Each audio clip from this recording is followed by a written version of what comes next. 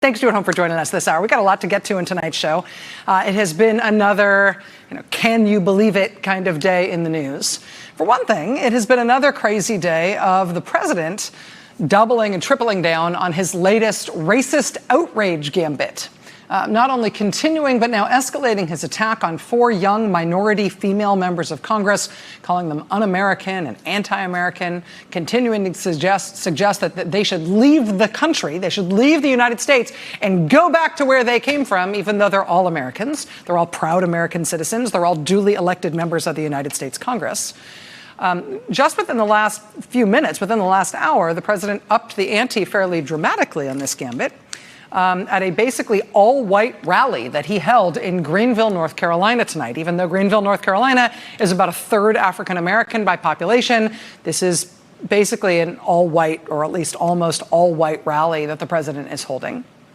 And at the rally tonight, he continued pressing his attacks on these young minority congresswomen, attacks that he is so delighted are being denounced as racist attacks. But tonight he escalated, and this is what he whipped up in that crowd in North Carolina. And obviously and importantly, Omar has a history of launching vicious anti-Semitic screeds.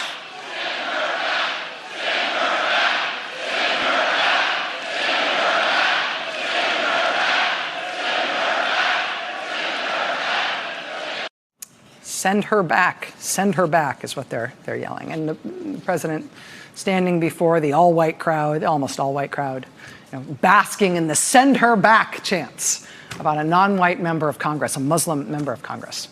And it is probably not possible to know definitively if this is just the newest crazy to erupt organically from our erratic president, or if this is deliberately crazy on his part and timed for a specific purpose.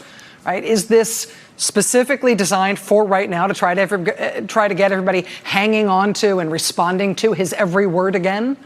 Because we feel like our moral fiber will be shredded if we let this stuff go without protesting?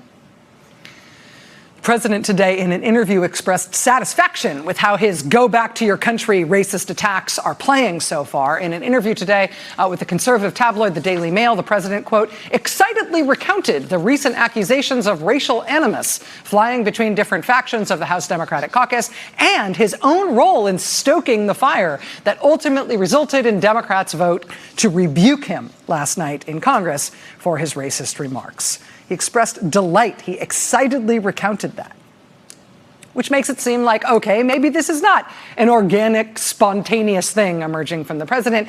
This at least makes it seem like this is deliberate from the White House. The president likes to do this. He likes the way this is going now, and so he'll keep pushing it. I mean, it's also possible that this is just the new normal for the next year and a half. Maybe this is just what the Donald Trump re-election strategy looks like. Find something racist to say or do that stokes outrage, stoke the outrage every way you can, hope that it engenders a response that calls out an actual rebuke of the president, which then keeps it going longer for him and gives him another lily pad to jump from which he can further escalate, asking for another rebuke from which he could further escalate.